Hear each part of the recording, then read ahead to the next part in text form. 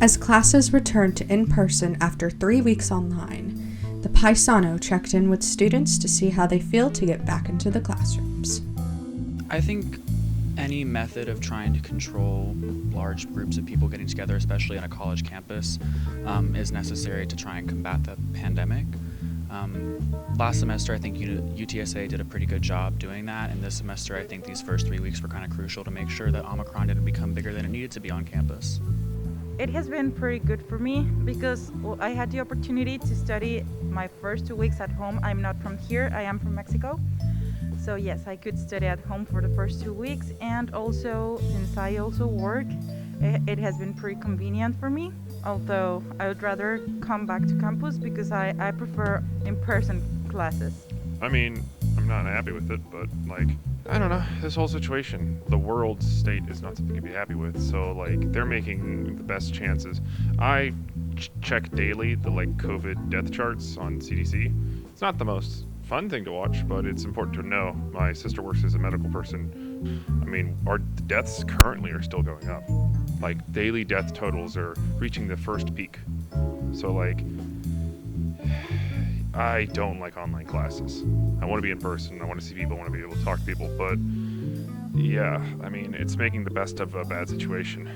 And it's also weird that there are some unevenness where some people are wearing masks and it should be completely required, and maybe they're more distancing, but I wish it wasn't the case, but this actually does work. It helps. I didn't have a college experience. I'm 3 semesters away from graduating. I graduated high school in 2020. I've never had an in-person class. I don't really have an excitement anymore for in-person classes, not because of anything other than my time passed, but I really, really hope that there's some sort of normalcy soon.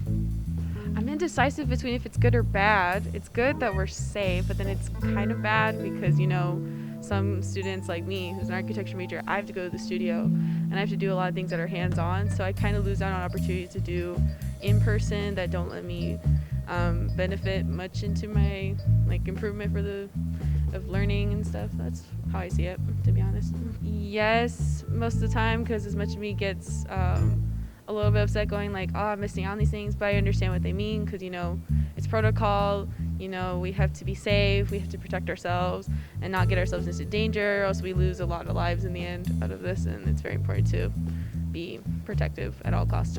Yeah, and I think it just comes down to kind of what we want to go through. I personally, I do at the end support the decision of the university because, at the end of the day, we are trying to stop a pandemic, and I personally think it's a moral imperative for us to avoid a pandemic versus me getting a class when I'm 20 years old. There are more lifelong impacts to a pandemic than my college experience. Yeah, because, I know it has been COVID has been pretty hard for all of us ever since January started, so yes. I think in light of the restrictions that Governor Abbott has placed on institutions mandating masks and etc., I think we're doing everything that we can. I personally think that mask mandates should be in place, especially whenever we're in large lecture halls where social distancing isn't impossible. But again, because of the regulations that are placed on universities like UTSA, I think we're doing everything we can to try and circumvent that. I think so. I think their hands are tied a lot with, obviously, they can't require us to wear masks, they can't require us to social distance because the state decided that you can't require people to be safe. So, but yeah, I think they're doing their best at the very least. I haven't had anything that's a big incident that's oh, they're lying to us. Everyone knows everything's all crazy, and that's kind of it. They're just trying to make the best of it. Yes to classes, but no to social events, because I remembered when we would have Roadrunner days, they were really kind of just try to keep your distance, but not doing too much into it. There was a lot of concerns into that, especially since there was a lot of big stuff. I wouldn't say that that wasn't part of that, because I was still doing those events, but I think those were those issues that were around that they didn't keep into mind. If that stuff keeps happening, then we're just going to keep getting stuck into online, and then we're not going to get to have the chances of improve into our careers or interact with people that we love and all the other stuff. Yeah, so because of the rhetoric surrounding the pandemic with the inability of, to mask, like for mask mandates, I feel like people have taken a really lackadaisical approach to the pandemic, and people haven't been able to really, take part in like masking. So in terms of last semester, I feel like people are kind of returning to normal and not masking, and that might be the scary part. I think the 3 weeks is part of the models that we've been using to try and estimate the surges in Omicron cases and Delta cases last semester. So I feel like the university is doing exactly what they need to do, and they're giving us the exact time frame that we should have based on those models that we trust. Most of the time, no, because usually it can come anywhere, even when you're safe or not.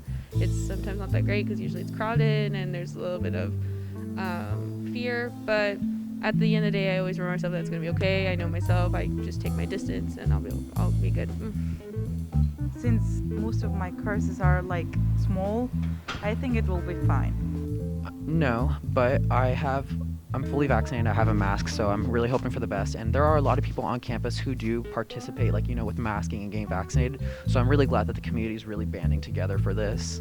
I don't know. I wish it were the case where our entire state and also country were together on this health, because then you could actually have like quarantining processes and the CDC actually following their guidelines and everything. But like Texas has decided we're open for business, so if I go to the grocery store to get food, my chance of getting COVID there because everyone else is not wearing a mask is high. So there is also a point that if this university locks down, has no in-person contact completely, there is no way to spread COVID.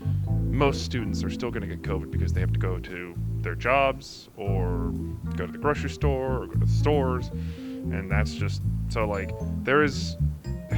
it's not a good thing, but like they're trying to help, but it's too little and not enough for the entire San Antonio is on fire when it comes to like, there's a chart the CDC has for like community spread. The entire country is fully red. 98% is high transmission. So like, yeah, we're just letting it go, I guess, and seeing what happens, which is not going to work out in the next year or two. But but the university locking down is not going to affect it if the rest of the state doesn't lock down. And so, and UTSA is getting pushed by probably, the Congress and such, like Texas in general, trying to push them to be like, you should open, act like nothing's wrong, even though COVID's still a thing. So, Thanks for watching. Click our logo to subscribe or click the videos for more from the Paisano. Leave a comment letting us know your thoughts and what you'd like to see us cover next.